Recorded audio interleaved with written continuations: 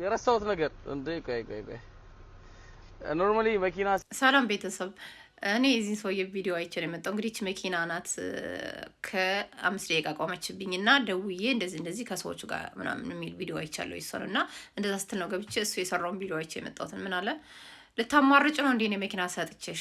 ለኢትዮጵያን መኪና ብርቅ የሆነብን እርግጠኛ ነኝ ላንተ ነው። አሁን ብዙ ስደት ላይ ስለሚኖር መኪና ብርቅ አይደለም፣ በማንኛውም ዋጋ ገዝተህ የምትነዳው ነው። እንዲሁም ከመኪናው መንጃ ፈቃዱ ነው መሰለኝ አሁን ላይ የሚወደደውና ብርቅ የሆነብን። ሲቀጥል ሀብታም ከሆንክ አንተ ሀብታምነቱን ተዋውሽ፣ ለራስህ አንተ ሀብታም ነህ። እኔ ግን አትመስለኝም። የራሴ ምንድን ነው የገዛበት ካምፓኒ አይመልሱም እንደ መኪና ከ5 ደቂቃ በኋላ ከተበላሸ ከቆመች እኮ የተሳሳተ ነገር አለ ብለው ወስደህ እኮ መመለስና ማስተካከል ይችላሉ። አንተ ምን አናደደህ? በጣም ታናደህ። ሰው እንዳይረዳት ሁሉ ስታስተባብል ነበር። ውሸታም ናች፣ እንዴት ትመርጣለች? በቃ በሀብታም ስትሆኑ ድሃ መምረጥ አይችልም አይደለ? የሰጣችሁትን አሜን ወዴት ማንሽ ምንድንሽ ብሎ እንዲኖር ነው የምትፈልጉት። ነገ ሀብታም የማትሆን የማትቀየር በቃ አንዴ ከወደቀች አትነሳም ብላችሁ ለምን አሰብክ ወንድሜ? ለምን አሰብክ?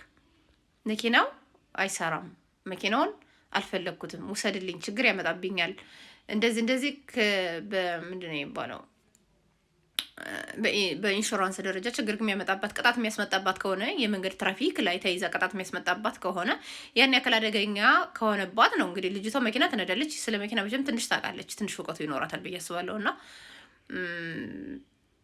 ማንኛውም ሰው ማለት ነው አደጋ የሚያደርስ ነገር መንዳት አይችልም። ወይስ ልጅቷ ልትቀየርበት ነው ወይስ ልትሞትበት ነው መኪናውን የሰጣት? ይህን ጥያቄ ነው። እና በጣም ተናደድክ። ለምንድን ነው መናደድ? አያስፈልግም እኮ የገዛበት ቦታ ተወስደውና መኪናው ትክክል አይደለም መመለስ ይቻላል። ግን አንተ አስተባበርክ ሌላ ማህበረሰብ እንዳይረዳት። እንደዚህ ነው ሀብታም ጋር ስትጠጉ ክብራችሁን ታጣላችሁ፣ በሞራላችሁ ይረማመዳሉ።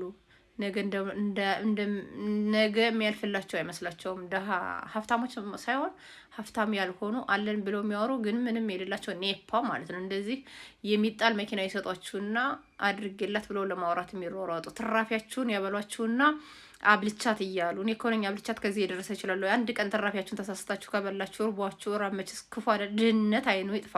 እንደ ድህነት የምጸየፈው ነገር የለም እዚህ ምድር ላይ።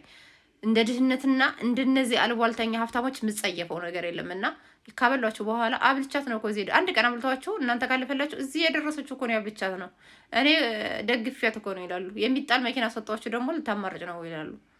እና ማትነዳው መኪና ከሆነ ምን ይሰራላታል? ማሰራበት ከሆነ የተበላሸ መኪና ከሆነ አይ ይሄ መኪና አይስተካከልም ወስደሽ ጣዩ ስትጤ ደግሞ ገንዘብ ከፍለሽ ነው ከተባለች ምን ታርገው ታዲያ? ያላት አማራጭ በህዝብ ፊት እንደሰጣት በህዝብ ፊት ማስመለስ ነው። ካልሆነ